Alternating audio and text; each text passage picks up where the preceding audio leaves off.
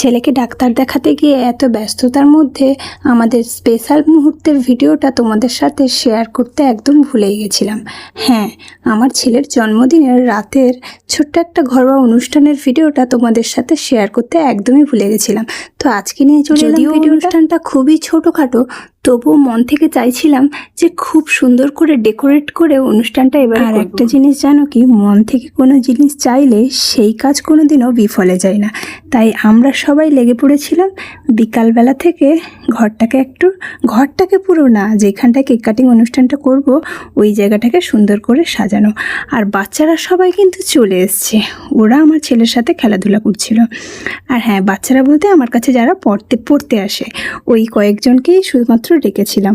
সত্যি বলতে এবারে সেরকম বড় অনুষ্ঠান করতে পারিনি, খুব ছোটোখাটো অনুষ্ঠানের মাধ্যমে বাচ্চাদেরকে নিয়ে অনুষ্ঠানটা ছিল। আমাদের থেকেও ওই যে বাচ্চারা ওদেরকে দেখছো, ওরাই কিন্তু সব থেকে বেশি এক্সাইটেড থাকে কখন ভাইয়ের জন্মদিন আসবে, আর ওরা সেই জন্মদিনে খুব করে আনন্দ করবে।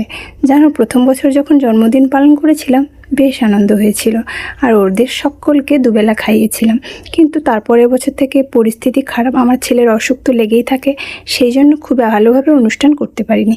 কিন্তু হ্যাঁ, এই কেক কাটিং অনুষ্ঠানটা বড় করেই একটু করি, কারণ ওই বাচ্চারা না এলে সত্যি মনটা আমারও খারাপ লাগে। আর আমার ছেলে তো একদমই খুশি হতে পারে না যদি ওরা না আসে, তাই ওদের সকলকে ডাকি, আর ওরাও আসে, খুব মজাও হয়। তবে মন থেকে চাইছিলাম ডেকোরেটিং করব, হ্যাঁ, কিন্তু কি দিয়ে যে ডেকোরেটিংটা করব সেটা কিন্তু আমি জানতাম না। দুটো শাড়ি দিয়েই তো আর ডেকোরেটিং হয় না, ডেকোরেট করতে হলে অনেক কিছুই লাগে, যার অনেক কিছুই আমার মাথায় আইডিয়া না থাকলেও ওই বাচ্চাদের মাথায় কিন্তু হেভি আইডিয়া ছিল।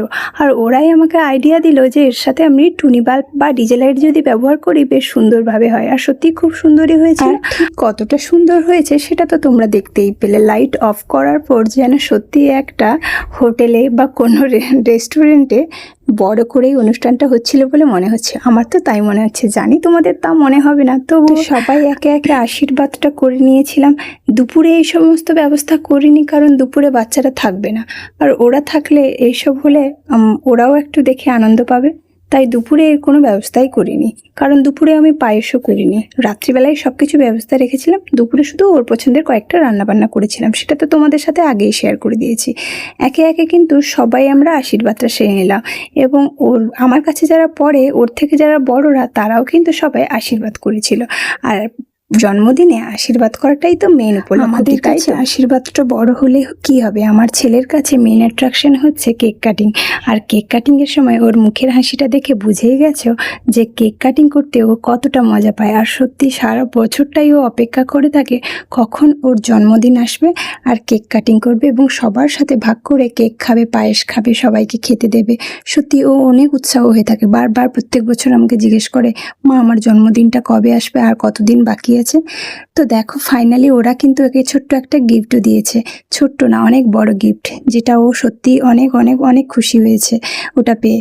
আর দেখো, ওকে সুন্দর বোকা বানানোর জন্য ওরা কত বড় একটা বাক্স করেছে, যাতে ওর গিফট খুলতে অনেকটাই দেরি হয় আর অনেক উৎসাহ পায়।